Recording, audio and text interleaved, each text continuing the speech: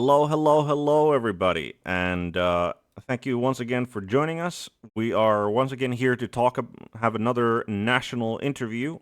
This time, we're going to be joined by another newcomer team. The Lithuanian captain is here to talk about the team and their aims and all of that. Hello, Fuel. Good to have you here.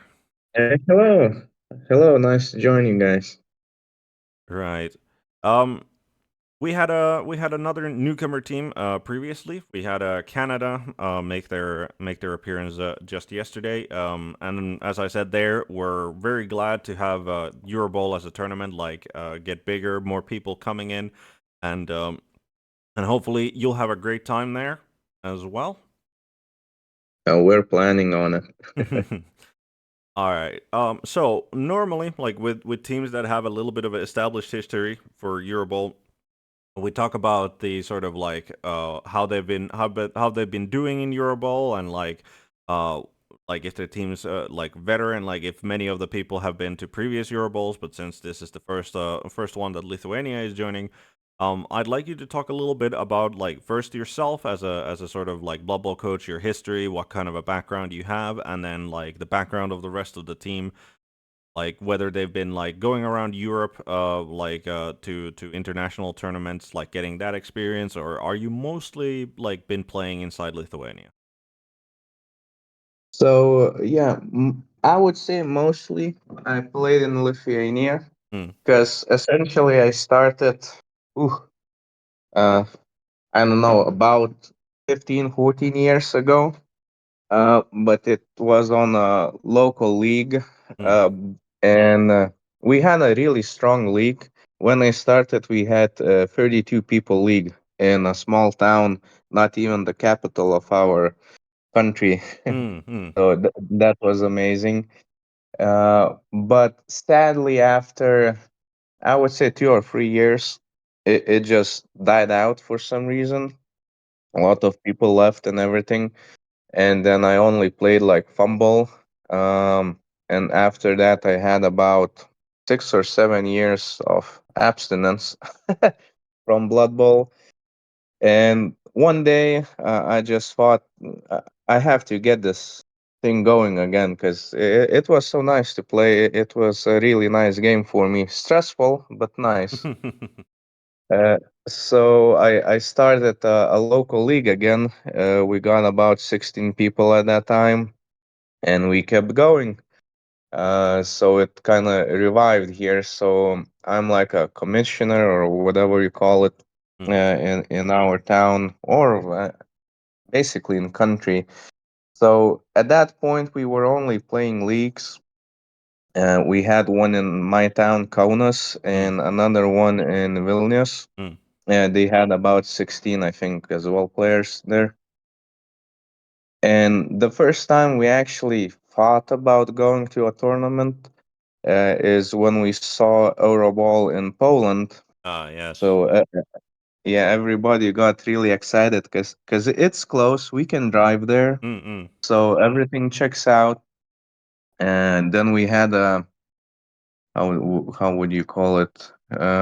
A big disagreement who will go there Hmm. because we never planned on going. We never planned on making a team and such. Hmm. Hmm. So after a lot of fighting and everything, who should go, we decided to make a tournament of ourselves, and the best players go. Hmm. So that's what we did, and decided the team and everything. But sadly, the Euroball in Poland never happened. Yeah. So it died out again a little bit. I Hmm. don't know from the disappointment or for what reason. But then one of our guys who's in the team as well, Storas, Hmm. he went. A couple of Lithuanian guys went into a tournament, I think in Krakow in Poland, Hmm. and he won first try. So and everybody got hyped up, and we started going into tournaments here and there. Hmm.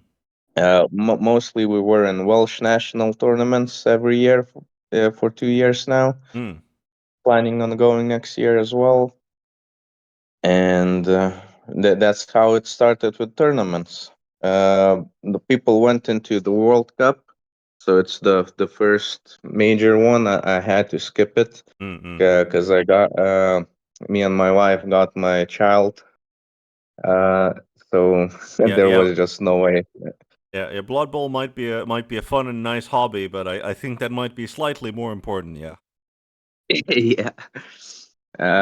So they had much fun. At one point, they were sitting at table 7, I think. Mm. So they did pretty well. Um, what's next? And now it's this EUROBOWL. So we're really hyped Mm. on going here. The team is decent. I think we could have done better, but life gets in the way. Yeah. It always does. Yeah. uh, yeah. So I don't know. We'll talk about the composition later, or I can talk right now. Mm. But about me, yeah, so I mainly went to Welsh tournaments. I don't think I went anywhere else. Mm. I organized the tournaments in Lithuania. So everybody is welcome to come to us. We have two tournaments a year. Mm. One in about month of May, and the other one should be on November Mm. sometime. The plan was on having one tournament 2-day tournament and one tournament 1-day tournament, but this year both tournaments will be 2-day tournament. Mm. Uh, we had a lot of people come in. We had a German player, we have Swedes, we had Poland players, Mm. Latvian players. I reached out to them, found their underground community, Mm. and invited them to come. So yeah, we're growing. I think last tournament we had like 20 plus players, maybe, Mm. Mm. or 18 players, something like that. Mm. So yeah, we're growing a little bit by bit. It is nice to see that like Blood Bowl has been growing in recent years. For myself, like when I first came into Blood Bowl, it was a very sort of niche hobby. And I sort of like I personally sort of just accidentally picked it along the side because I was playing Warhammer Fantasy Battles and Warhammer 40K, and I just Hmm. happened to see like somebody like went to a game store and just saw like two people playing Blood Bowl, and I was like, oh, what's this? This sound like this looks pretty fun. So good to see, like very good to see, and good to hear as well that that you guys are making that that interest is increasing again. Over there as well, and hopefully it continues to increase because like getting new people into the hobbies is the way to keep it going. So Oh it's yeah. always important. Yeah. Um, but yeah, that it like the Welsh, from what I understand, like the Welsh sort of tournaments are like there's a very generally considered to be a very high quality of player there. So good to have that sort of experience under your belt, um, like when you're going into the EuroBowl, because the EuroBowl is expected to be a very sort of uh, high, like the skill level is going to be high there across the board. Oh yeah, I see that from the coaches. Yeah, because uh, considering that like there's like in attendance there's considered to be probably the best player in the world, like that sort of kind of sets the bar, doesn't it, a little bit. Uh-huh. So but yeah, we'll move on now to like take a little like look at the rosters, and we can talk about each of the individual coaches there. And Yeah. so we're gonna start at the very top of the list here, and do correct me if I mispronounce the name, but we have Dulce. Hmm. I actually don't know how he pronounces his nick because we never came into the part that he says his nick, Mm, but something like that, I would guess. fair enough. He Yeah, so he mainly plays vampires and some odd teams, vampires, ogres, how do they call the one with mixed race, humans, dwarfs, free man. Old World Alliance. Yeah, Yeah. that one. Yeah. So he likes those odd teams, Mm. but oddly enough, he does really good with them. Mm. So he's doing something right. Yeah, it's definitely like Old World Alliance. Like, I personally play what's considered maybe slightly odd team as well. Like, I play Imperial Nobility as my main team because I like the way they sort of play. And I can definitely see, like, obviously depending on like the tournament, like the sort of skill package, but like in a tournament setting compared to like a league setting, or like I can like those teams can shine under like correct circumstances, like if they get the correct Oh skills. yeah, So it's two different games, completely two different games, yeah. I would No. say. uh what's his background as a coach? Is he one of the people who's been going to like the Walsh tournaments, or Yep, I think he was both times we went there. Both times he was there. mm, Don't remember which places he took. He was somewhere, I think, around the middle. mm, Both times, maybe slightly above it. Because I think the win rating was about 50% for him both times. mm, mm. Background, I don't really know much because he's from the different city, so I don't know how Ah, much he played in the league. no. But I know he's an avid painter. He paints really good. So I'm pretty sure he played all those leagues there as well. Mm, mm. And generally, he does really good. But like I said, he picks those odd teams, so he's at a handicap Yeah. each time he's playing. Yeah. But like I said, he does good, so he knows how to play. He's a really good player. No. All right. Taking a look at the roster he's bringing as vampires, there have been like vampires is considered, I think, one of the sort of stronger teams, but also a team that requires like somebody who is used to playing as vampires because of like the sort of uniqueness of the team, and looking at the skills here, it looks pretty like the vampire runners with dodge is the norm. Like it is definitely considered the like that is the skill that you pick on them. And he's gone for skill stacking. The dodge block on the vampire thrower. I think like we've seen. I believe it was the Swedish team's vampire team that did dodge block on both of the throwers and considered that to be the optimal way of stacking skills. But he's gone for block frenzy on his vampire blitzer, and considering that the like with bloodlust and other things like um vampires already have a little bit of that maybe double-edged sword feeling to them. The frenzy does sort of stand out as another sort of potential danger. Hmm. Well, I think as the vampire blitzer is strength 4, Mm, so a bit negates that. mm, Also, I think the idea of the skill is for crowd surfing. If mm, somebody places something wrong, you can hypno gaze and serve them. And the last thing, I guess, it's poor man's tackle. mm, mm. Yeah, certainly is, and certainly gonna be probably plenty of dodge for him to work on. Oh Uh, yeah.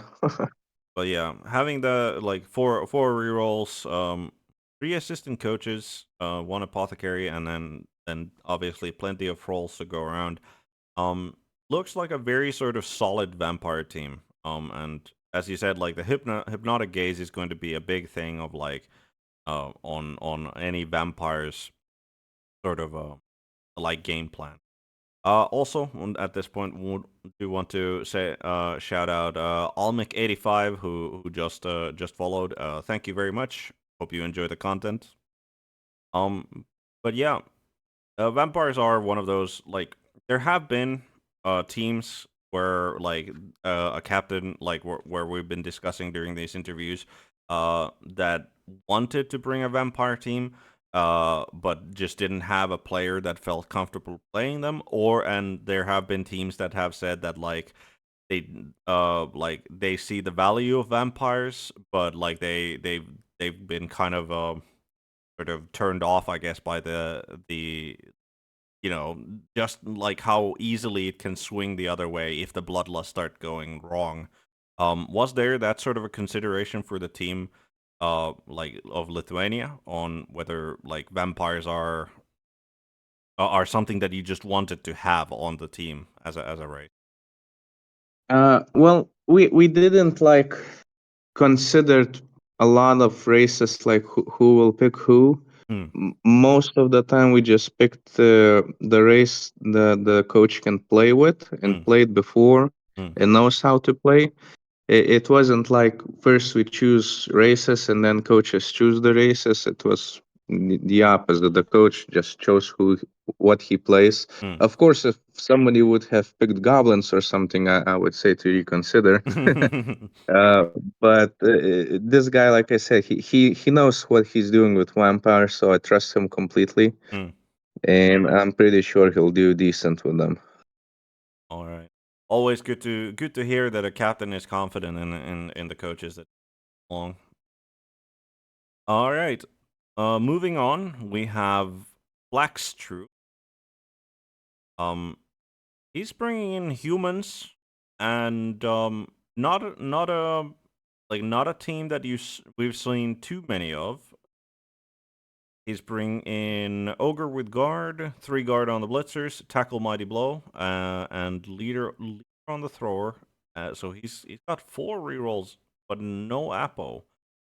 Um, Yeah, it was his choice. He took a lot of linemen's, mm, so I guess that's why he didn't take the apple. mm, Flagstrew, I don't really know him too well. mm, We're like bonding here mm, right now. But when he played in our tournaments in Lithuania, he consistently did good with humans. He played. I don't remember if he played Blood Blow 3 or not, but he's playing with humans a lot, and he wasn't abroad as far as I know. But mm, on our tournaments, he did pretty good with them. yeah. And humans are And well, tackle mighty blow kind mm, of speaks for itself. It's good choice, I think. When I saw all the races, mm, what everybody picked, so that guy will have a lot of work. mm. Yeah, And guards are just safe pick. yeah. There is definitely a lot of elf, a lot of Skaven, a lot of Amazon going around. So the tackle mighty blow can definitely do a lot of work in those situations. Um, but yeah, human is I feel one of those sort of teams that is like just maybe one step behind like what's considered like meta teams, just because of like with the human blitzers and like guard, like you have like good mobile guard, and then like because like they're a fairly sort of cheap team as things go, like you can have a deep bench as we have here as well, and you pretty much get everything you want in a team when you get the 2 catchers who are movement 8, and then you have the thrower that comes with sure hands and passes on a 2+ with pass. Like there's not really anything that a human team is gonna be lacking. Uh, it is obviously like just the case that, well, if you like, they're not as fast as like maybe like Wood Elf teams or Skaven teams, and then they're not as bashy as like orcs and like lizardmen. But it's one of those teams where I think, especially because like necromantic is a team that like a lot of teams are. I can't think of a team that like they either they had a necro team or they Hmm. wanted to have a necro team, and I think humans can do really well into that particular matchup. So Mm, we'll see. I see humans as like a jack of all trades, master of none. mm-mm, But that means they're capable of adapting to each play, to each opponent. mm. You can choose how you play. So humans are decent, but we'll see how this goes. Yeah, and It definitely requires a good coach to get the best out of them. yeah. All right, next up we have yours truly. You are coming in with some dwarves, and you've gone for a little bit more what I'd consider aggressive skill choices on the dwarves than what we've seen other people take. Yeah, so well, first of all, I don't really play a lot of dwarfs. Mm, I just took them. I would have, if I had the choice, I would have taken orcs, mm, but I had to give them to another player, mm, and all other races I wanted to play were taken already. So I just took the hit and took the most popular team mm, that everybody likes. mm, Uh, and I'll try have fun with them. The roster itself, essentially, we had left that blessing with extra skill, and I thought about just taking pure six guards. mm, Uh, but I personally don't really think you'd need that much. mm, I would like to have at least four, but then I thought, well, I can take three guards and take an extra skill. mm, mm, And I think for a tier one team, that's the perfect blessing because you have get what 6 skills, right? mm, Yeah, mm, 6 skills plus one. That's a huge boost for tier one team. mm. So that was the idea of the roster. And well, with dwarfs, you don't really need any other skills. There's really not much choice in it. Mm. So I just took three guards and three mighty blows. Yeah. The wrestle on the dwarf runner is interesting. Is he sort of like is that sort of like you wanted to have somebody who's fast and agile enough to like if you get the chance to like go for a ball sack with the wrestle. That is, I guess, that was a consequence Mm, of the blessing mm, itself. Of course, I would have taken block on him, but you don't really have any other choice. yeah. So I thought about other skills on maybe lineman or something, but then I thought you need to have that ball sacker somewhere with movement. Mm, So whenever he gets hit, if he wasn't without block or wrestle, you would roll armor roll on him, and that's not good on a runner. yeah. So it gives him a little bit of safety of not dying, Mm, plus the availability to stack the ball if you get lucky. mm, So that was the idea of him. It's a risky move. I'll see how it goes. The other option was leader, but I mean I already have four rerolls, yeah. so it's kind of wrestle makes more sense than leader for me at least. And I do think that like dwarves are generally just a very solid team. Like they're one of the teams that I don't think are like there's gonna be that many sort of turnovers just because of like well most of your team has like just block base. Uh Yeah, so yeah, I think four rerolls is more than enough. Like five would be yeah yeah it's too much. It's too much. I have to remind myself to use them because yeah when we had a training camp. I just end up each half with like two rerolls, and I just think, why did I buy them? So I have to keep reminding myself to reroll those pushes and take the risk. yeah yeah. All right. Yeah, interesting to hear that um that like all of the like that dwarves are not a team that you especially play. So certainly good luck to you on that. Like dwarves to me, like because of the movement, right? Like they do require like I think like good positioning skill, and that's one of the reasons like why I kind of I found like dwarves maybe not to my taste of like how I play the game. So Hmm. yeah, good luck to you. But like they are like one of those very solid teams of like you can like I think dwarves are one of those teams who are kind of like have a very high chance of coming out with a draw, and in a tournament setting that can be like a Hmm. valuable thing, very valuable. Yeah, that's my goal. Just try and do as much draws as I can. Hmm. Just try not to lose. Yeah, and that is important when it comes to like a team tournament setting. All right. Moving on, we have Yankis. Yes. Mm-hmm. No. Yes. Um. He's bringing in the Skaven, and like this is what I'd consider a fairly like a fairly sort of normal or like stereotypical Skaven roster. There are some differences. For example, most people like bring a Skaven gutter runner with sidestep. He's opted to have two wrestles instead, as well as a wrestle on the thrower. I think if most people, if they go for a wrestle, they give that to a lineman rather than the thrower. But I can see why he would put the wrestle on the. Mm. Yeah. So Yankis is another guy that goes mainly to tournaments with us. Mm, He did pretty well in Polish tournament, and don't remember which one he was with. He should have been in top five easy. mm, Uh, he's, I would say, probably the most aggressive player we have. I don't really agree with him how he plays Skavens, mm. but he does good with how he plays with those Skavens, so he must be doing something right Mhm.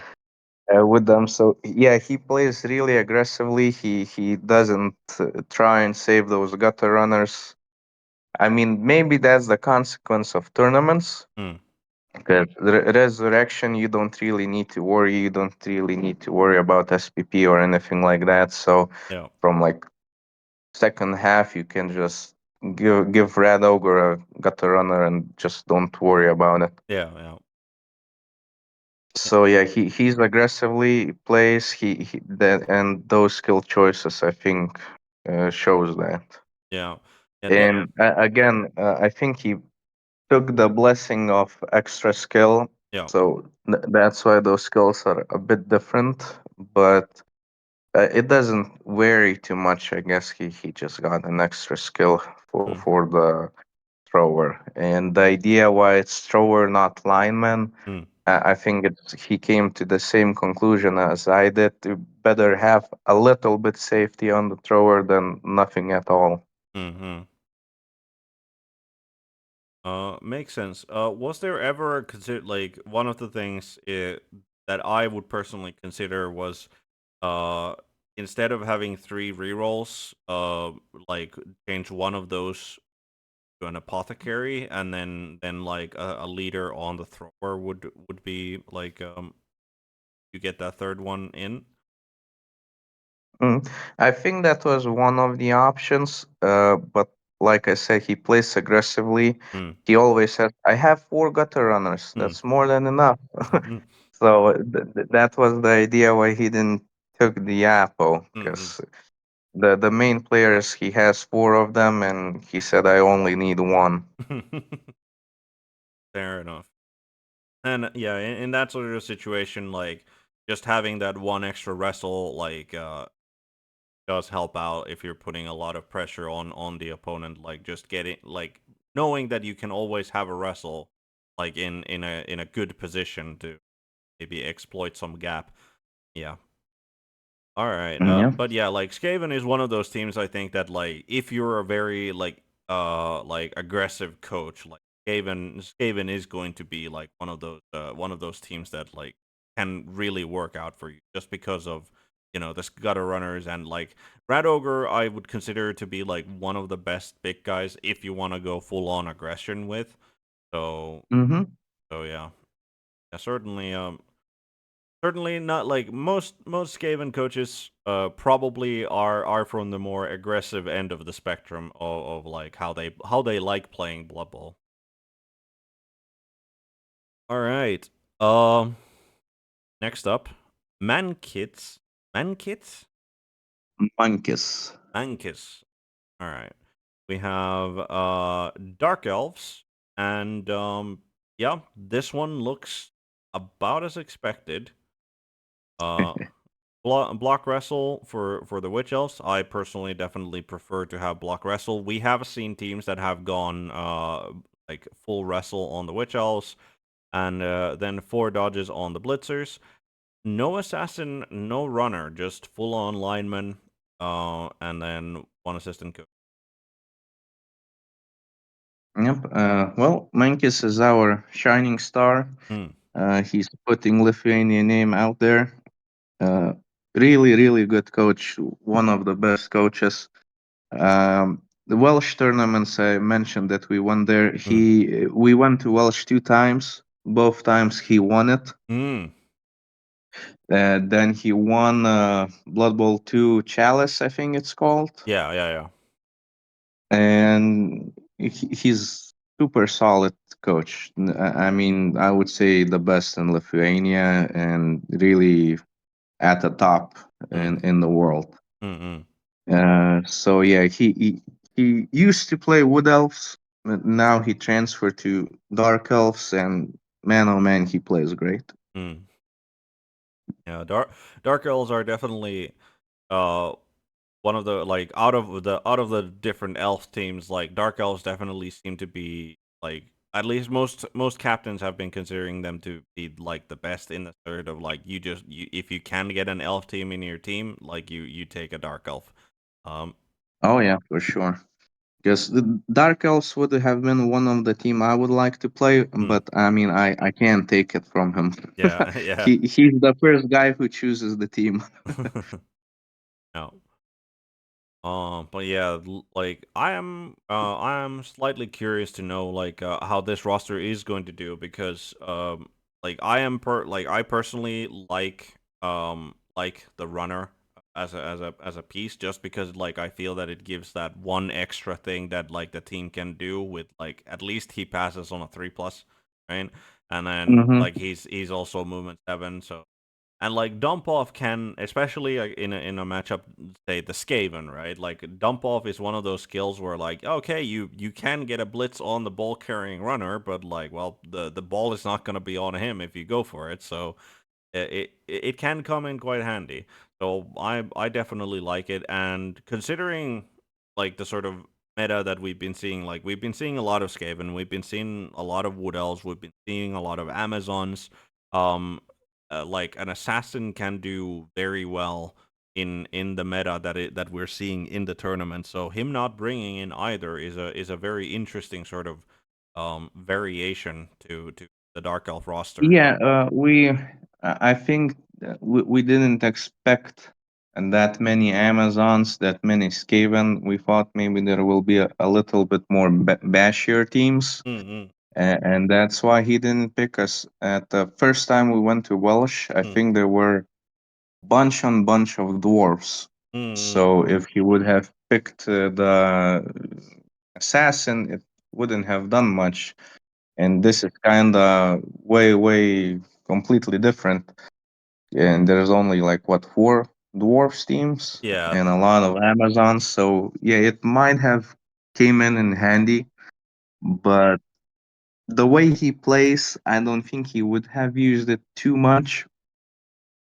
So I think his roster is really solid, yeah, easy, simple, and effective. yeah. One of the things that we have also again been seeing in Dark Elf lineups is that like they like bringing that apothecary because like the positional players are so important. Um, Mhm. But there is always the argument to be made that, well, I mean, like a Dark Elf Blitzer is somebody who's got Blodge and he's got an armor value of like AV +9, and then because he's an elf and he's got movement 7, like if he gets into like a troublesome situation, he can often just like dodge his way out of it. So I can Yeah, understand not bringing an apothecary as well. yeah, that's the idea. I mean, you don't really get too many hits on elves, Hmm. so I mean, you're unlucky if they get casualties. Hmm. More than one, more than two, I would say it's unlucky, and just to take an apothecary for that, I don't know. I mean, an extra man is, I think it's better. Yeah. fair enough, and it certainly uh like I don't think that's a wrong way to think about things. So far, a lot of Dark Elf coaches have preferred having that Apo just in case there is that like that lucky KO that happens that can keep like a good piece on the. But yeah, Mhm. no, I mean, as you said, like Mankiz uh he seems like a very solid coach. Like if he won the both of the Welsh tournaments, as stated before, like the Welsh sort of tournament scene generally has a very high high skill level for the coaches involved. So kudos to him, and definitely, as I said, like looking forward to seeing how he can do with Dark Elf roster. Uh We'll see. yeah. Next up we have Pirate Bear. Um, that's a fairly unique name. Bringing in Necromantic, and this I believe is the only Necromantic team that is bringing a dirty player on a zombie.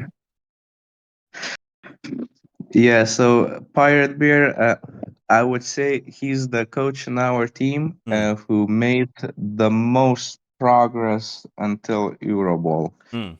When we started having tournaments in Lithuania, he didn't really do too good, but now he improved really much. He mainly plays Blood Blow free Hmm. Hmm. with necromantic orcs, and he does really good. At what point I think he was top four Hmm. in Blood Bowl 3. So he had really good record with necromantic. Uh, and for dirty player, it's a funny skill for him because he doesn't really foul too much, or at least he didn't used to foul too much. And when we were having the training camp, I always mocked him for like, why did you took it and never use it? That makes no sense. Hmm. And but after a couple of games, when he did use it, he found it really effective, and now he uses it pretty good, I would say. um. And other skills, I think they're pretty standard. Yeah. Maybe me personally, maybe I would have taken at least one block golem, Hmm. but maybe two. But I get the guard on the golems. I get it. Yeah. Yeah, that has generally been the discussion. I think uh in skill choices in necromantic is that like are you gonna bring that block golem? Like are you gonna or are you just fine bring like getting that fourth guard? Because I believe they're like most of the time both of the wraiths have guard just because like with the block, with the sidestep, with the foul appearance and like agility 3+, like just adding that guard. Yeah, that's a no-brainer. Yeah. It would be strange if somebody took something else. Well, we have seen one team who decided that they want Mighty Blow on one of the race. So, Mm, so there has been that, but like most others have been bringing the double guard. So yeah, for necromantic teams, it's certainly been like the most talked about sort of is whether you bring that block golem or not. There has been one roster that we've taken a look of that did bring double block on the flesh golems rather than any guard. And I mean, it does sort of combo, like with the stand firm, right? Because well, it's a strength 4 piece with stand firm block, so like you're very unlikely to go for like in that say like you need to like get that 2 die on him to have a decent chance of like actually like taking him down, right? Right? You can't just go for a 1 die and hope that you get a both down oh on him. yeah. But yeah, I personally prefer the double guard on the flesh golem as well, just because well, like unlike for say the undead, right, who have the mummies Mhm. for the strength 5. Like I feel that like flesh golems because like there's a bunch of like strength 4 to go around like because like orcs are bringing strength 4, lizardmen are bringing a lot of strength 4. Like just the strength 4 itself, I don't think um like it like Is enough. Yeah, yeah. you So need something extra. yeah. But yeah, very interested again to see like how the fouling works out for him. Like I'm personally like fouling is like one of those things in Blood Bowl that I feel that I can't ever like maybe it's my positioning play that's like weak, but like most of the time, even when I want to foul, I found that I get like one, maybe two assists, and like if I get more than that, I'm either like the situation is either very good for me already, or I've done like a positioning mistake and like all of my team is clubbed somewhere, and like so. But Yeah, obviously, that's my thoughts exactly. I don't fall too much as well, yeah. because I always think it costs positioning too much to Mm, foul. yeah. Unless it's like a gutter runner with three guys already there, Yeah. so you can take a boot there. But bring somebody to fall, it's risky business. Yeah. Definitely. But yeah, good to like Pirate Bear like uh it's one of those things where it's nice always hearing like and seeing different takes on the rosters. Like even Necromantic being like one of the, I would say that Necromantic is generally like one of the three what I would consider that have been kind of like auto picks so far is like Dark Elves, Amazons, and Necro, and a lot of it like seeing that dirty player in there on a zombie is something that I like seeing just because like it brings variety because most other necro like coaches haven't really considered like a dirty player like on the roster because they've had No, other yeah. like better I things. think Necromantic is one of those teams that can foul. Hmm. Yeah, I think so as well. And it's one of those that like uh I Necro I think likes because the werewolves with the claw, right? Like you are expecting to do some damage like during the game. And that dirty player just gives you that extra bit of oomph I feel that like Necro might otherwise be like maybe struggle with. Hmm. All right. Then we have Ilgan. Yep. He So yeah. okay, yeah. Go on and Yeah, foul. no. He's bringing in orcs and lightly. So he's bringing in yeah. So there are four blockers. He's getting minus points for how this roster is structured because why is the last big un blocker at the very end there? But he's bringing. There's a funny story at this.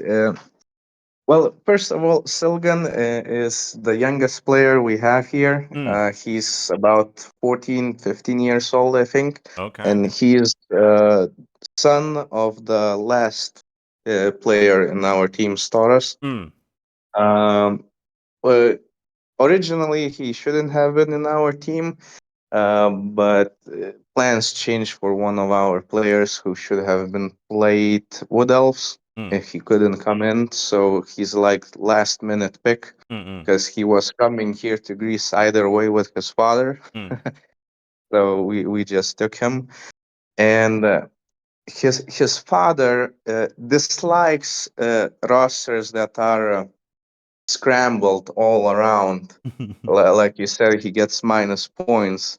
And when he sent me his son rosters, the big one was at the bottom, and I just copied it.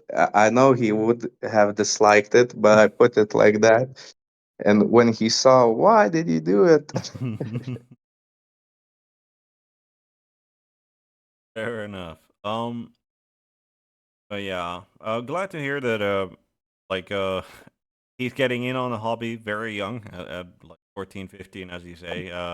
I assume his father has been sort of bringing him into the hobby even earlier than that. So Oh been yeah, don't get false ideas from his age. mm, He's a decent player. mm, mm, He's a good player. He knows what he's doing.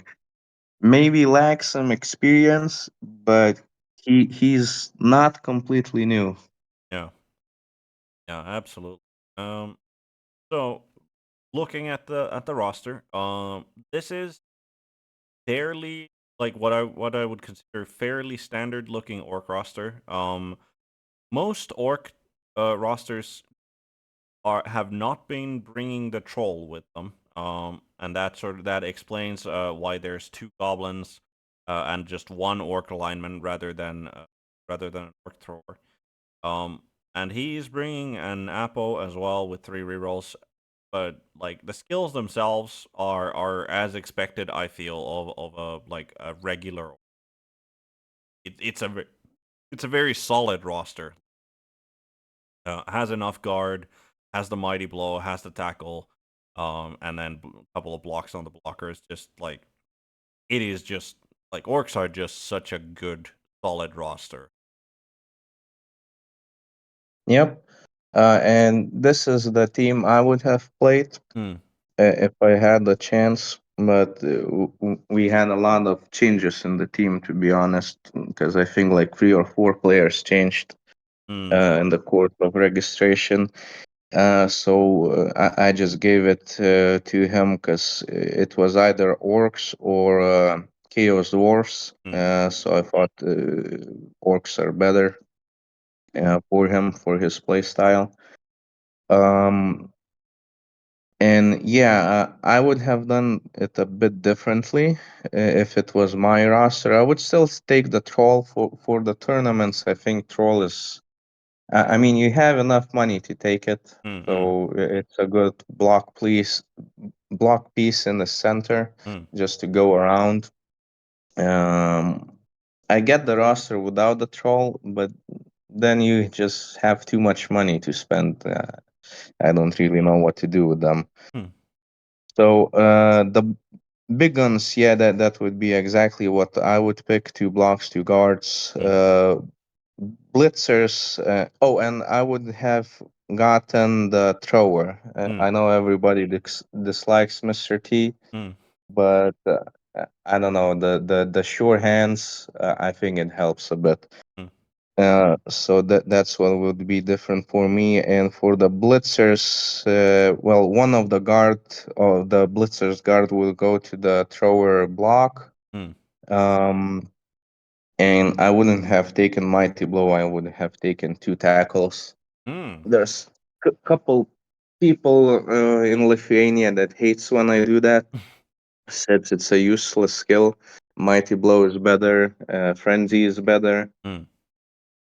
But just seeing a lot of Amazons, a lot of Dark Elves, and everything, I find use for those tackles. Hmm. Hmm. Yeah, I definitely like don't dislike the idea of having 2 tackles on the orc blitzers. Like just like it essentially just makes sure that you will always have like generally always have a tackle in the correct position to make use of, right? Like Yep. it's just that extra fallback. And as you said, like or like Amazons are like there's a lot of them in the tournament, like Dark Elves, there's a lot of them, like Skaven, if you can like you gutter runners, like you want that tackle there if you taking a hit on one.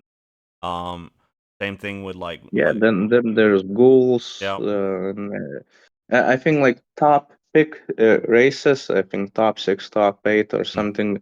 Pretty much every roster has dodge except orcs. yeah, pretty much, yeah. Like lizardmen, like you want to go hunting those kinks. Yeah. Um. Yeah. No, I can see the 2 tackle approach.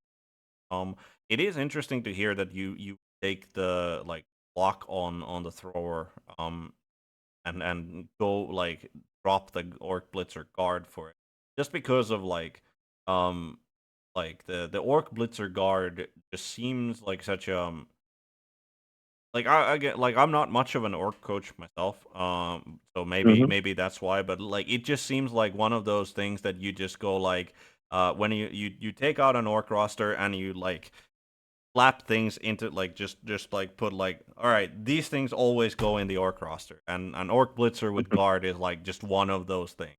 So it is interesting hearing that you'd prefer block on it.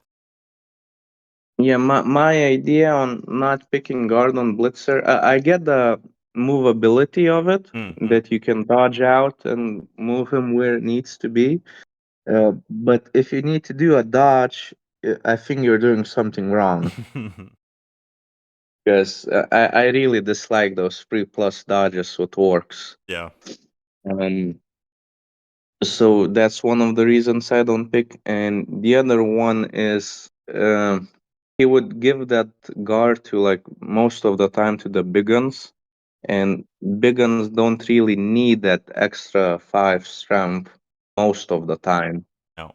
So I think there's more reason to give it to the big gun. So he would give that plus strength to the blitzer Mm, and not the other way around. yeah. That do see that. What's your thoughts on the like? Would you bring an apothecary? Like, since you've been like, would you bring an apothecary, or would you rather just have an extra orc lineman in?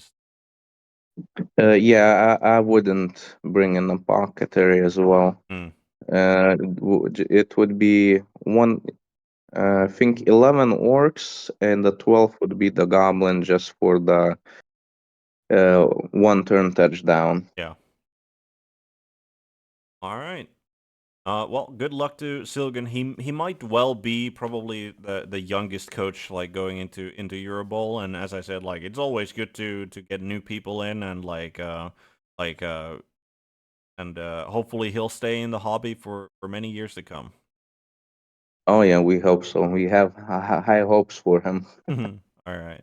Yeah, getting that sort of international sort of tournament experience like early on like is probably going to do a lot for his growth as a player. Good luck to him. But yeah, last but not least, Thoras. Um, Yep. this is as the Danish coach put it, this is the second best Lizardman roster like out there for the tournament. According to him, instead of having like his team has the best Lizardman roster, which instead of having like they only have 5 block on the stars, and then they have a skink that has a sneaky git on it. So take that as you will. Uh, but yeah, the 6 block stars roster. Most of the time when you see this, like it's been a question of like, do you bring a chameleon skink or would you rather have just a regular skink and then like an assistant coach? That has been like the variance here, but like just 6 stars with block is just such a solid like line of. Oh yeah, there's not much to improve here. Mm-hmm. The other choice for him was to take 5 blocks and one guard, Yeah. but he said he just didn't have enough time to test it, Mm-hmm. so he just picked what he's used to, the most solid thing he can do. I think Yeah. 6 blocks and easy enough. Don't even need skill bands. Yeah, it is one of those. Like there have been some variants in the like Lizardman rosters that we've been seeing. There have been at least a couple of teams that have, instead of putting like a guard on a Saurus, they've put the guard on the Croxigore, and there have been a couple of rosters that instead of having a guard, they've changed one of the blocks into a tackle for Saurus, just to have that tackle. Uh-huh. Understood. Yeah, I think block is well. I guess if you have one Saurus with tackle, Hmm, most likely all the time he'll get a zombie, a skeleton, or something like that, and just that kill will be useless. yeah, yeah, that can often be the case. Yeah. But yeah, it's one of those like because like if you think of like okay, where do I need the tackle? Like the first team that often comes to mind is gonna be the Amazon matchup, and then you just recognize that well, I mean most of the time if you're hitting an Amazon player, you're gonna be hitting a line woman, and that line woman probably doesn't have block or wrestle on her. Like the block works decently well overall, anyway. Yeah, pretty much the same as tackle, Yeah. just plus more safety for you Yeah. when they block you. All Oh, right. and on the coach, Mm, Storas is one of our shining stars as well. mm, Number two, number one, they always have rivalry with Menkes, mm, who's the better coach. We have this trophy in Lithuania, Lithuanian Cup, mm. where we engrave the name of the winner, and he keeps the trophy for a year. And next year, somebody else tries to take it. So for now, only them have won it. 1 year, one wins; the other year, the other wins, and it goes like that. All right. That's it's nice to have that sort of like friendly rivalry. I'm sure inside the team, like definitely just one of those things that I like about like Blood Bowl is that like I personally like from my tabletop like get like tournaments like there is one specific coach that I like often got matched up to, and like it's always like a great time to have that sort of a maybe I lost the Hmm. last one and like now I'm trying to take a revenge match, and or maybe I won and I'm trying to like trying to keep him like get a second round to keep the streak going. So yeah. All right.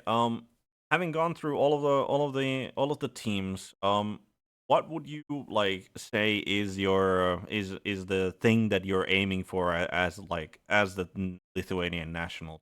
Like my assumption is that like every coach is there to try and and every team is there to try and win, like make it to the very top. But what would you say like is a placement that you would be happy with, that you could celebrate, like go home with like good feeling that yeah, we achieved this and like Yeah, my personal as captain and my personal goal, plan minimum, I would call it, mm, is to do better than the statistics puts us in. mm, I think we are ranked 24 out of 28 or yeah, 23rd, something like that. yeah. So the plan minimum is to do better than that. mm, Just the gist of it, mm, just to do better than expected. mm, And the main goal for me that I would be super happy if we achieve it is to be at the top 50, mm, mm, top 50%. So just above the middle. If we achieve that with these players in this composition, I would personally think we did very, very good. mm, mm, Because realistically, top five is, I think it's out of the question for us, mm, at least this year. mm. Yeah. As said, like Eurobowl is like there is a lot of very good teams out there in Eurobowl, and obviously like like Blood Bowl is one of those games where like the dice are going to can be a deciding factor in the game, like because it is a dice game at the end of the day, so upsets do happen. But yeah, it's gonna like the especially like for a first showing. Um, like it can be very daunting, like going up against teams like Team England or like Team France, like who are like a very established team, come with a lot of like very skilled players who've been doing very well in like previous EuroBowl tournaments. um I feel that like I can get behind the idea of like keeping like the expectations to like a realistic level. Well. Yeah, yeah. I mean, I'm a realistic person. Mm-mm. Of course, it would be through the roof if we were in top 10, top five. Mm. That would be amazing. But realistically, I mean, I don't see that happening. Mm. Uh, unless we like Sunday we dice everybody Mm. each game. Mhm. Then yeah. But without that, I really doubt it. Maybe somebody of the team will get mad for me telling this, but I'm just realistic. Fair enough. All right. Is there any sort of team in particular that you would like to face in the tournament, or is there like a team that you think would be especially tough? Well, I mean, tough teams are obvious. The French, the English, Danish, all those good coaches. Mm, It just you look at their team composition and damn, what will we do? But in the sense, if we would like to play against like specific team, I don't think there's any preference. We'll be happy with just to play in Euroball for the first time, mm, just to get that experience, see how everybody plays, see how we as a team do in the international and the I would say the biggest tournament years, mm, mm. just to see how we rank up. Yeah, fair enough. Speaking of teams that you'll be happy to face, you will be going up in the first round draw, the Republic of Ireland. Yep. Uh, Mhm. let's go on over, and there's some like most of the teams that are listed here look fairly like standard of the top teams, but there's a couple of odd ones coming in as well, including Old World Alliance earlier. Um, so first off, on the list we have, and I do apologize for any Irish person like watching or listening in. We have Howlang is how I would pronounce that, but I have a feeling that that a Gaelic speaker would pronounce it otherwise. He's bringing in vampires, and this is not a vampire roster that we've seen before because he's gone for 3 kills on the thralls. Uh, with Oh wow. all three of them having wrestle. Vampire runners both have dodge as expected, and then he has both of the vampire runners have dodge. The vampire throwers have block, and he's bringing a Vargeist with block. So that is no apothecary, 4 rerolls, and how many rolls is that? That's 3 with wrestle, and then 1, 2, 5, 6.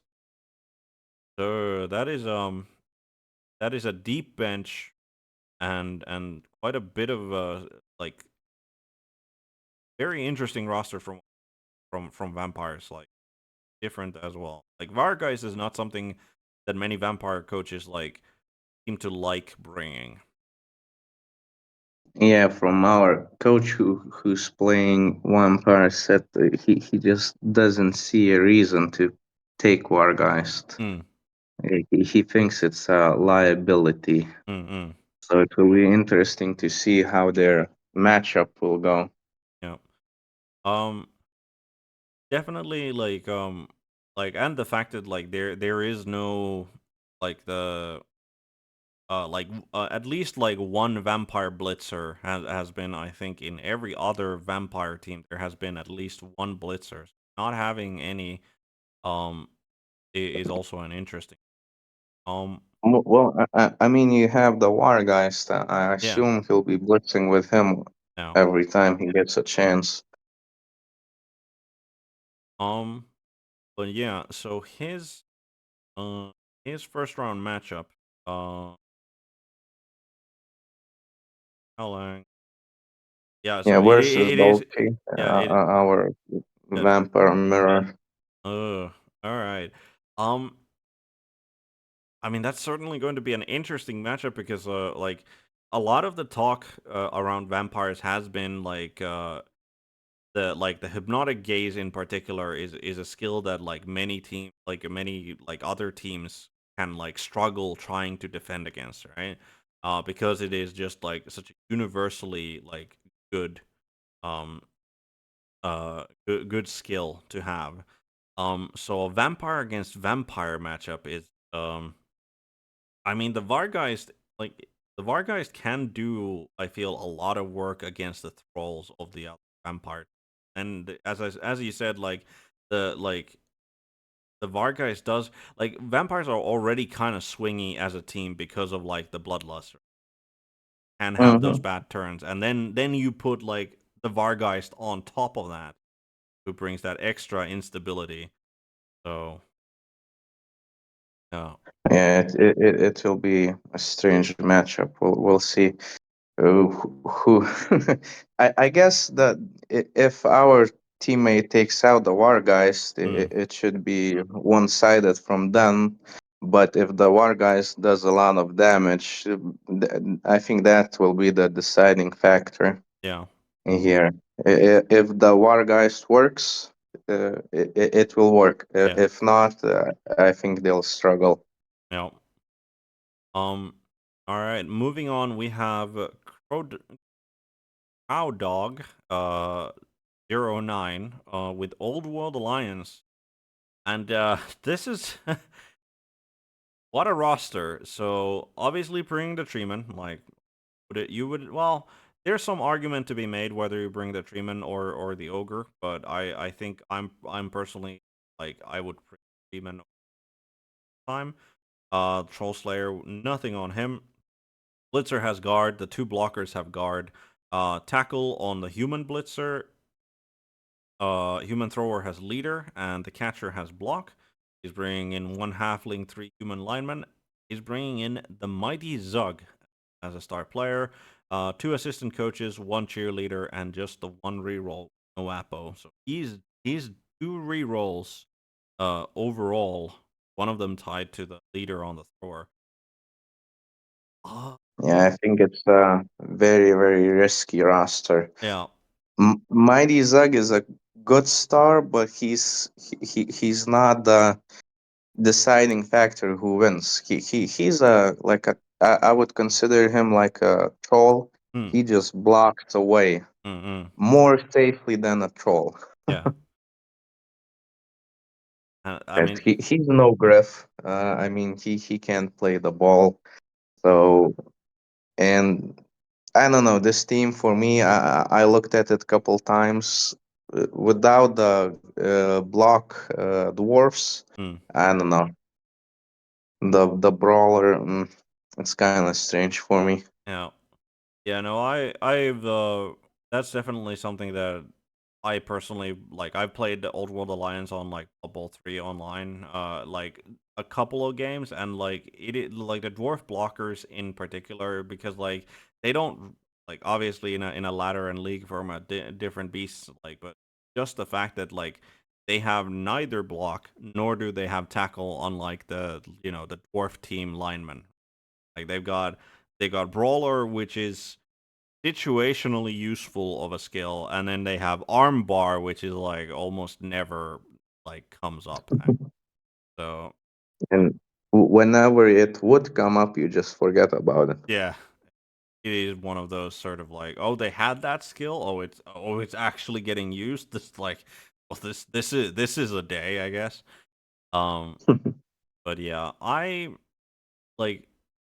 like I can get sort of the idea behind just having two rerolls because like, well, I mean, you have a lot of loner on the team already, right? So the rerolls are like the rerolls are mostly for the human players, potentially for the halfling hopeful if you go for if you need that like one turn touchdown. But yeah, two rerolls is just I feel like I've found it to be not enough for my own tastes.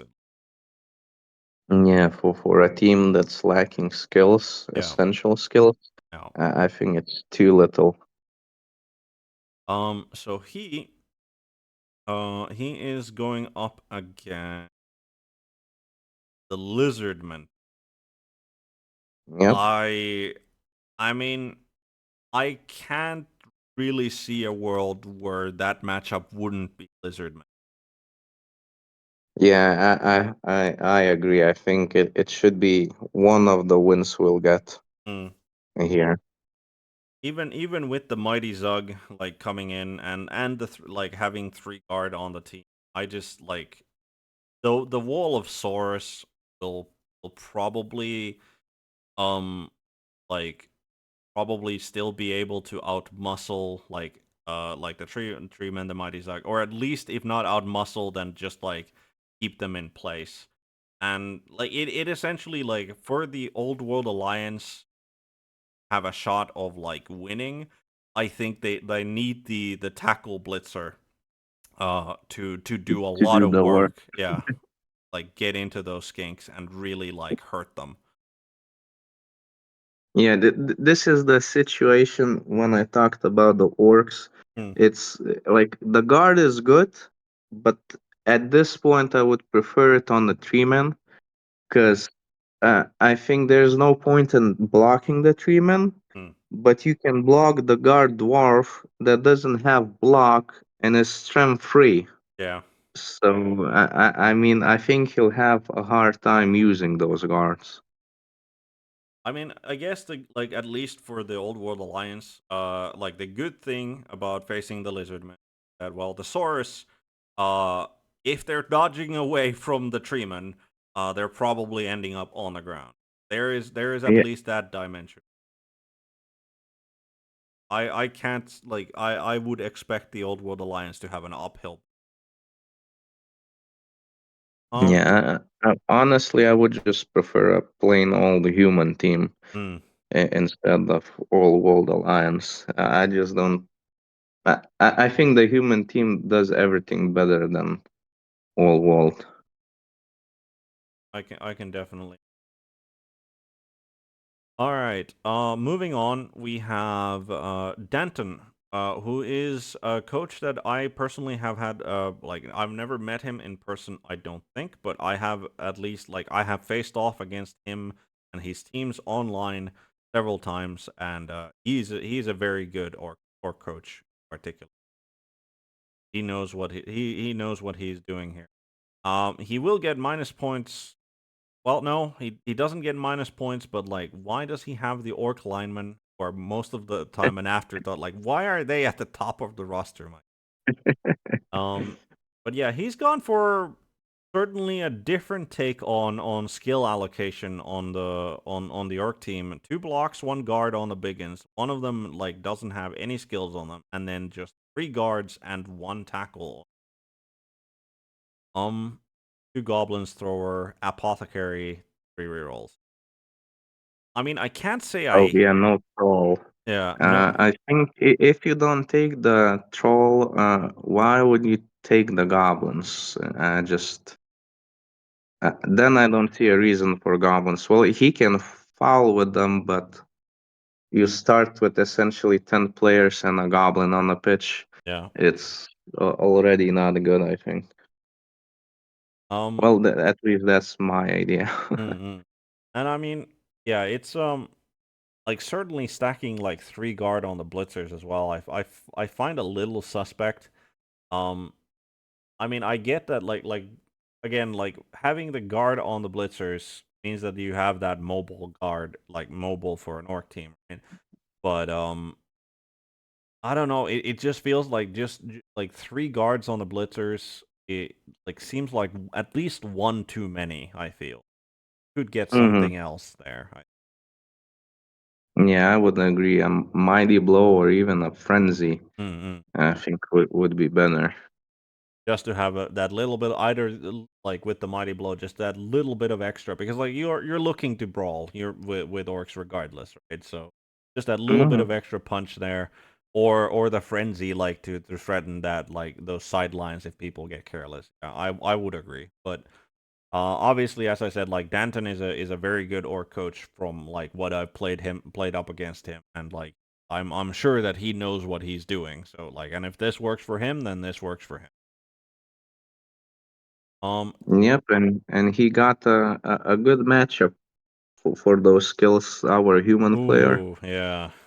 Yeah, so we talked about this matchup yesterday. Mm.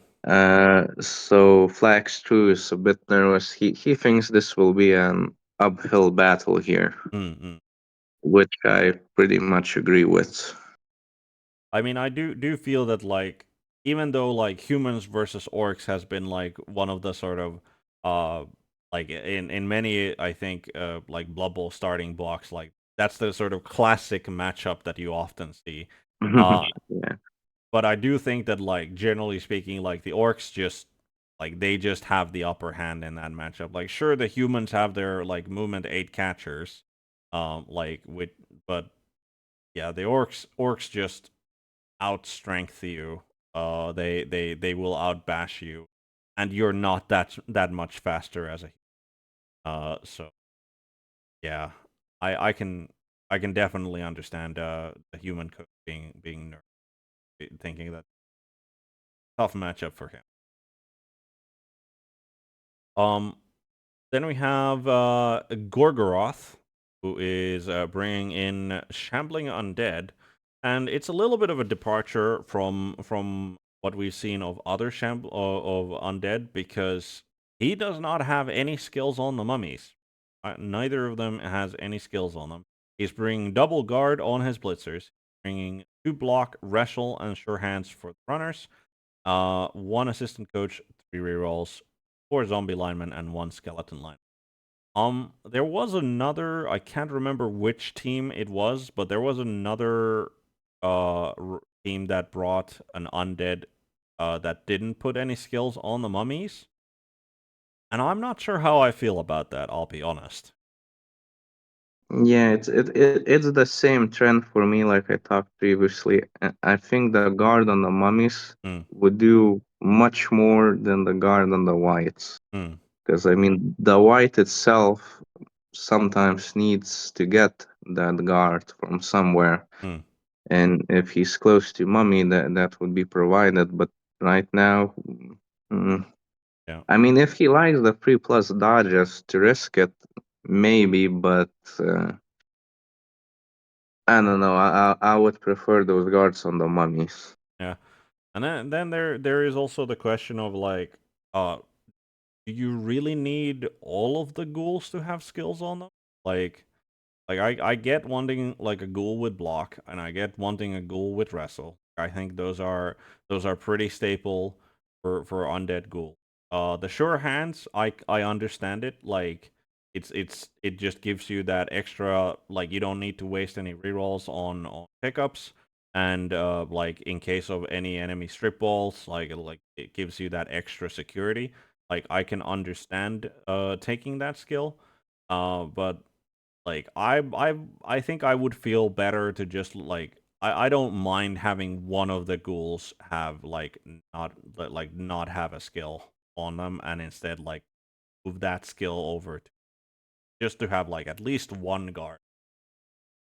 Yeah, and you wouldn't field all 4 ghouls at the same time Mm, on the pitch. At least I don't think you should. mm, So having a bench ghoul without a skill, it's not too bad. mm, Because now if you're going to bench a ghoul, he's going to take away the skill from mm. the team.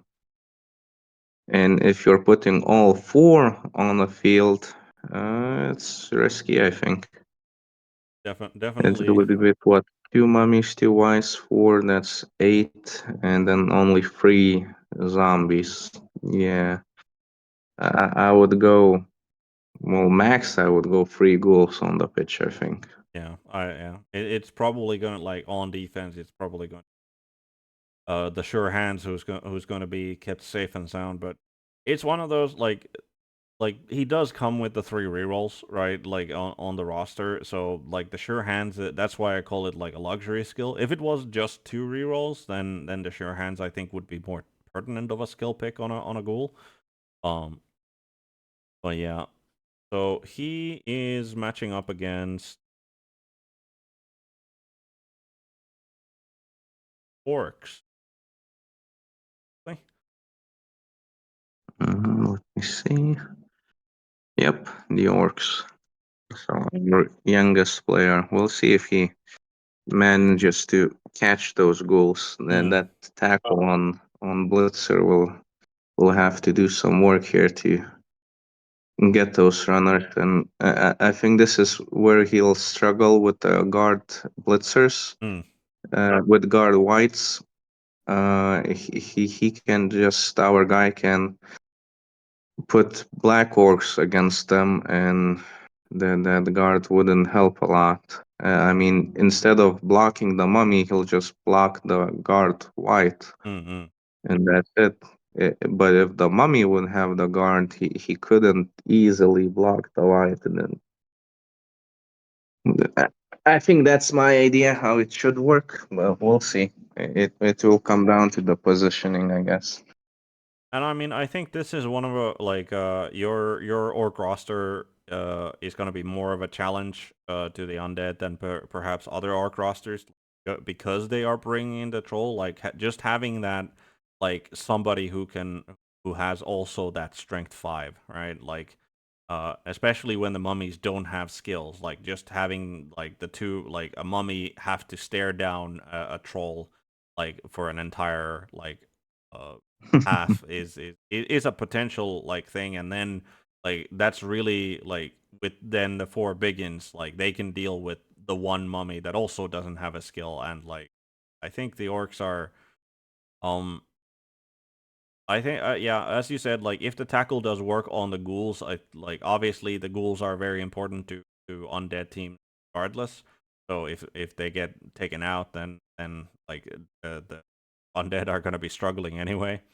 But yeah, it's I would give the edge to the, like, just from our roster point, I would give the edge to. Yeah, I would agree. All right. Next up we have Kathabix. I hope correctly. He's bringing in Amazons, and he's gone for double guard on the blockers, block wrestle for the blitzers. He's got a thrower that has block, a line woman that has block, and 2 line women wrestle. Then he's got 6 line women without any skills. He's got an Apo and 3 rerolls. Um, I mean it's a solid Amazon roster. I can't really fault any of these skill choices. I'll be honest. Um, it's Yeah, it's a solid roster, and I didn't really play Amazons before. I didn't play the new ones, mm-mm, and I don't think I ever played against the new ones, even on the fumble or something. So mm, I don't have experience, so it's hard for me to judge. Um, and the biggest problem is the guy who's matched against Amazons. He didn't play against Amazons as well because he mainly plays Blood Bowl free, mm-mm, and I think there's no Amazons yet. yeah, So this will be a tough matchup for him. He'll just need to remember the defensive skill because he didn't have much experience with that. yeah, So that's the one thing that he needs to look out. But at least he has 4 men's tackle, 2 frenzy wolves. yeah. So the claw won't work, but the frenzy should definitely help. And he has what, one, two, three blotch and 3 Yeah, 3. wrestle dodge. So yeah, it will be hard for him. I do like the talk with the other teams has been like generally on like for the blockers, the strength 4 piece has been on, like there have been some coaches who have been advocating to put block in there, like whether it's one block, one guard, or whether like there has even been a roster that just put double block on blockers.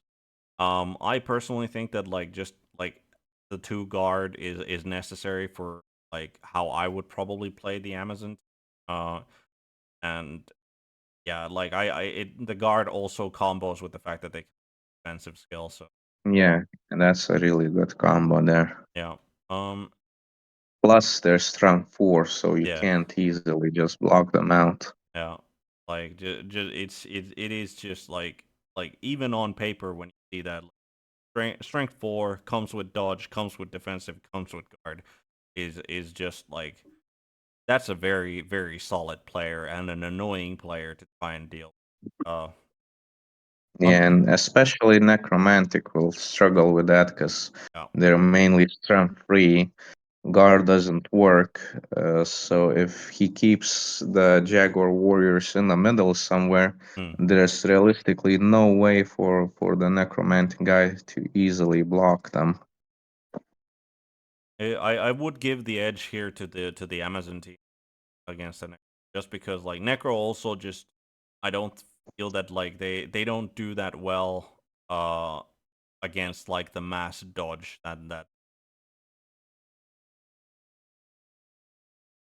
Yeah, sadly, I would have to agree here. yeah.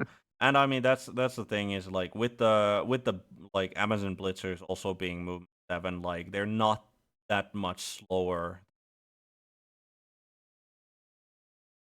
either. It's not a case where you like against like pure bash teams like where you outrun them. Sure, they'll just be one step behind. That's gonna be a problem. But yeah, best of luck, obviously, to both coaches, and will be an interesting match regardless. I think. Like Amazons do have the sort of thing that, like, well, I mean, if you just roll POWs, like they can suddenly just start exploding because of the like low armor values. Um, Yeah, exactly. moving on, we have a Dark Elf roster here from Maricus. He is bringing Block Wrestle Witch Elf. He's bringing 3 Blitzers that have Dodge. He's bringing a Dark Elf Runner that has Leap. And then he's bringing 5 linemen, Apothecary, and 3 rerolls. So he is not running 4 Blitzers. Yeah, that was a really strange thing when I saw because he'll play against me. Hmm. So I looked at his roster. We talked about it. I don't know. I think 4 blitzers is a must. Mm-hmm. I That's just my idea. yeah. I Which else? Yeah, block wrestle. That's pretty staple, I think. And elf runner with the leader. That will be my prime target for my mighty blow pieces. mm-hmm.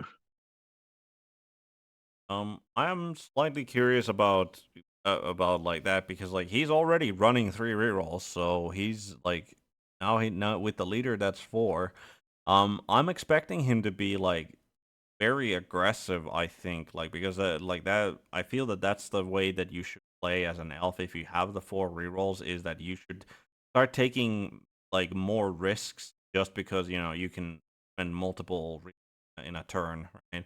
So I'm expecting Yeah, him but to where will you use them exactly? Because I mean, he has dodges. mm, That's the main place where he'll fail if he'll be cage diving that 5+ dodge. But he already has dodge, so he doesn't need a real reroll there. If he's hitting 2 dice uphill, it's I mean, kinda wasted reroll pretty much. well If you would have a strip ball, then yeah, then you can risk it. That there's way more chance to get that ball off. But without a strip ball with 4 rerolls, I mean, unless he's planning to doing a bunch of 1 dice blocks. But I don't know. Plus 11 players. mm, I would sacrifice either the leader or the 1 reroll just to get a 12th man. mhm. Yeah. I mean, at least in this matchup, I guess he might be needing those rerolls for the dodges because of the amount of tackle that. Well, yeah. But yeah, on a sort of like I don't think there's any like he like doubt that he would be going like, well, if I go up against like dwarves or chaos dwarves who bring mass tackle, that's why I want the 4 reroll. But again, we're I'm expecting like a high level, like high coach skill level, regardless. So he probably has a like a reason why, and like if it works for him, then it works for him. It's certainly like yeah, to me at least, like just the 4 blitzers is just such a solid sort of core for the dark elf team. I would be Yeah, you have a great piece. Why not take it? I would consider the Dark Elf runner, but just after the fourth blitzer. Yeah. I don't think there's. Mm, well, I'll see how how he plays, and that's really an interesting choice. So I'll see what he does with them. That's really curious for me. All right. Moving on to Raging 82, who is Irish team captain, as far as I'm aware, and Lizardman, and went for the money here. As By he the looks of it, he did. as he has sacrificed a block on a Saurus, to get just that little bit of extra cash. He is bringing like otherwise the lineup seems pretty standard. But got 3 rerolls, 2 assistant coaches, 5 skink runners, and then 6 Saurus and a Croxy block on all. Yeah, if you're sacrificing a skill on the Saurus, I think you just take the 5 block on the remaining Saurus. Like I don't think there's ever gonna be like a question that you're gonna take tackle or guard instead of a block. Like if you're just bringing 5 skills on the, Mm-hmm. but But what did he spend the extra cash on? I think Extra pink? It was 7.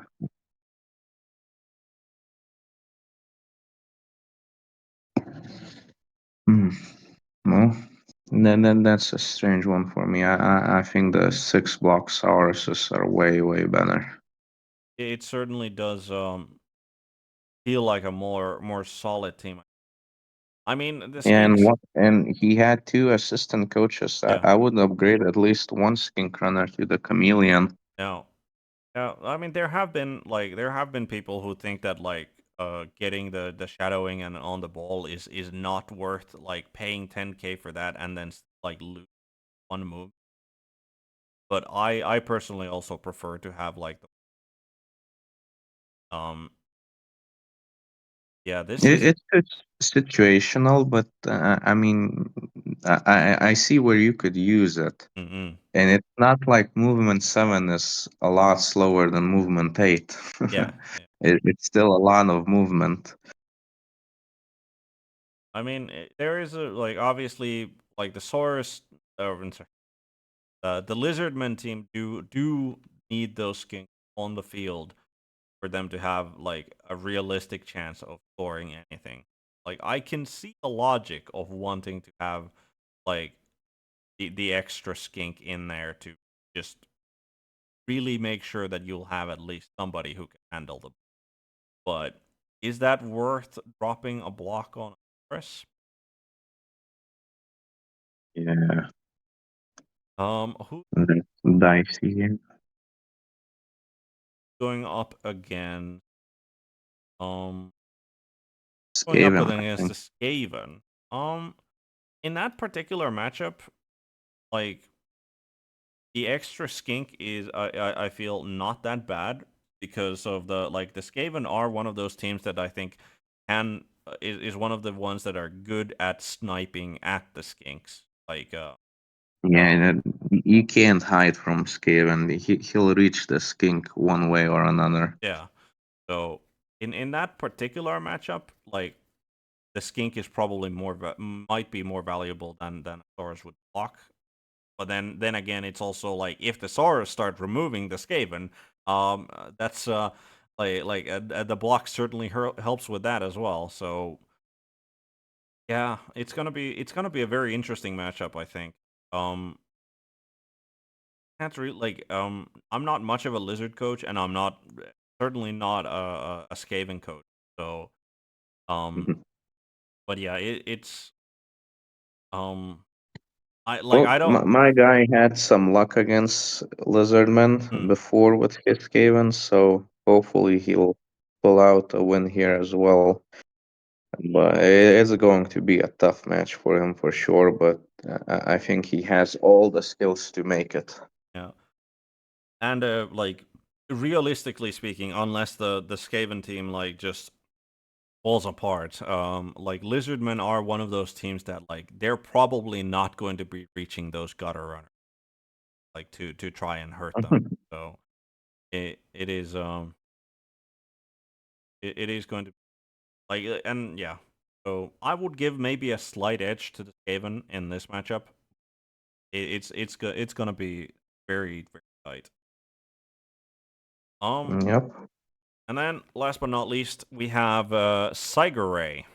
He's bringing Chaos Renegades, which is not a team that is very often.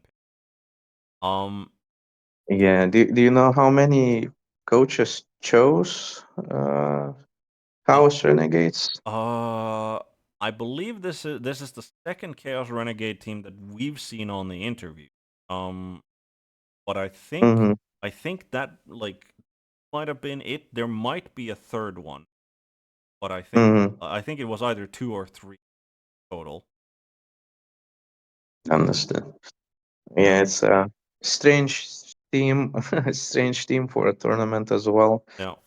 Uh, I don't know. I tried play them a couple times in a league, but it just didn't kick off for me.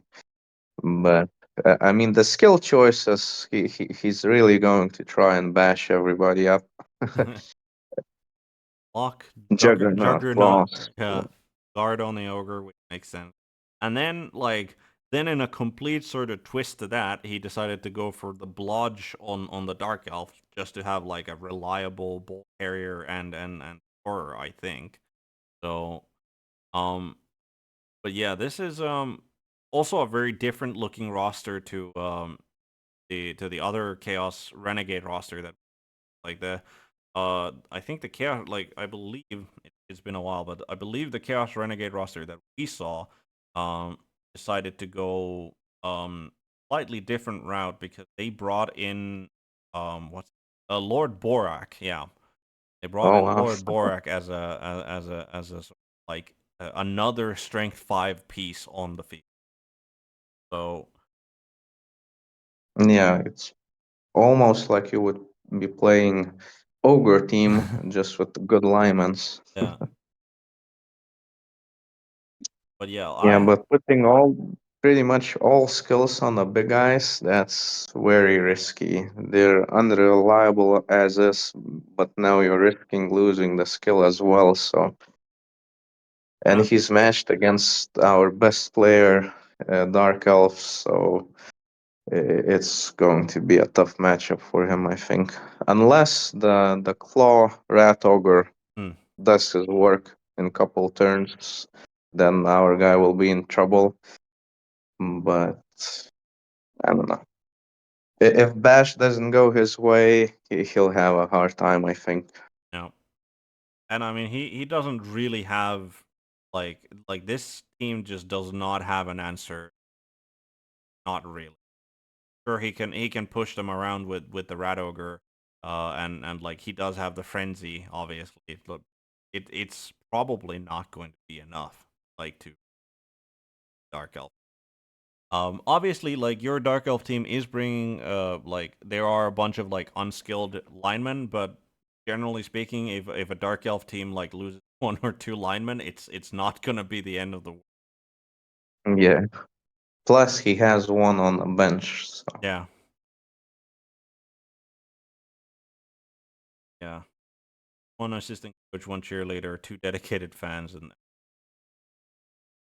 yeah, I don't know. I again like I'm not a Chaos Renegade coach by any means, and I'm one of those like people that like I looked at Chaos Renegades and going like, yeah, if the big guys actually behave, this team can do a lot of damage and can be very strong.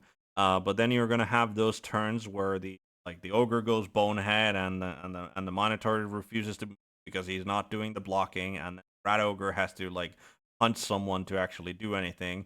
So Yeah, and it's risky if you have Rat Ogre close to your Ogre or Minotaur, then the claws work on those big guys. yeah, So you have to keep in mind that just to give him the Skaven or the human lineman somewhere close. So it's a lot of positioning as well.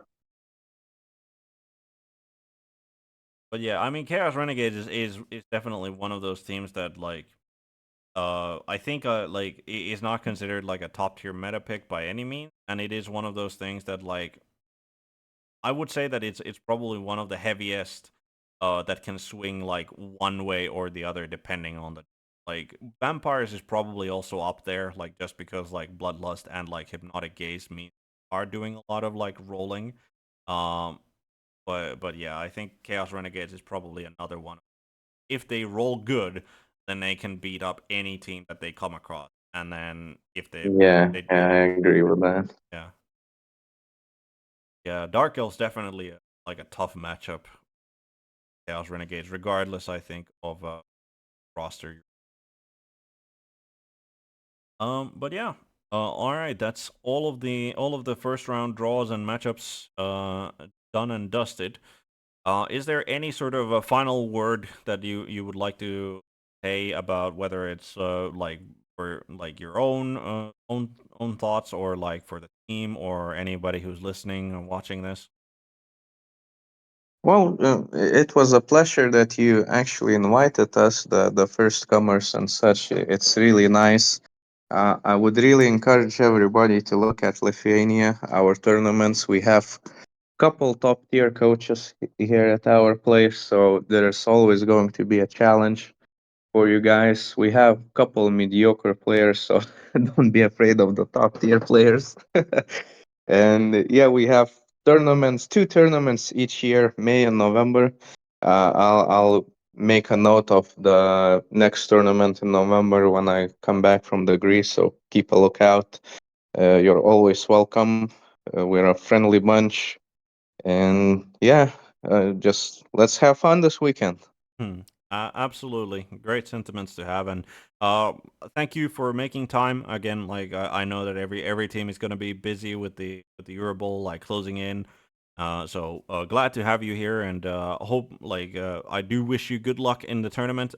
Can't say that I wish you win the entire thing because my heart and blood is going to be with the Finnish team.